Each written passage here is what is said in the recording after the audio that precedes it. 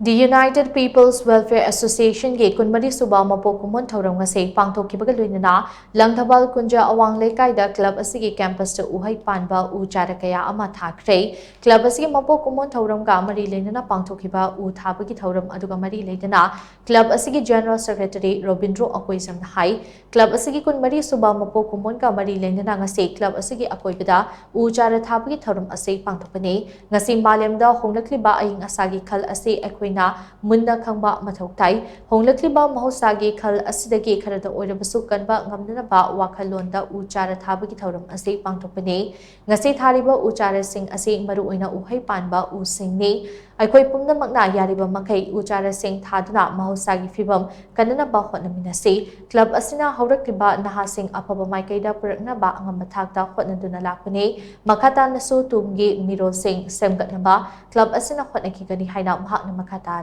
Pangthokkhre ngasigi u chara thabagi thauram aduda club asigi maru oiba thaumi kayana UHEI PANBA u chara kaya club asigi akoibada thaki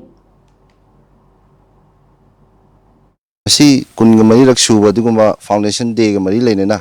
koi u char khara thajabani u char sing asi maruina thajari maram je koi manipur sida inga sa gi khal kaishalakpa sigi maram oiga foundation ga mari leinana thajaba si haira cha yaba haira nga toina thajabani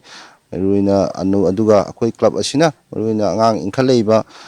naharon singda focus tawraga dugumba tawjaba club ni duna education namani sports focus tawjaba club ni duna ngasidagi foundation day sina lakpadagi ngasidagi club asi hena matingma gul leiba dugumba chawkhatpa amadi future gi khanma naha sing puthok haina pandam loinana ngasi ingchingna foundation je pangthokcha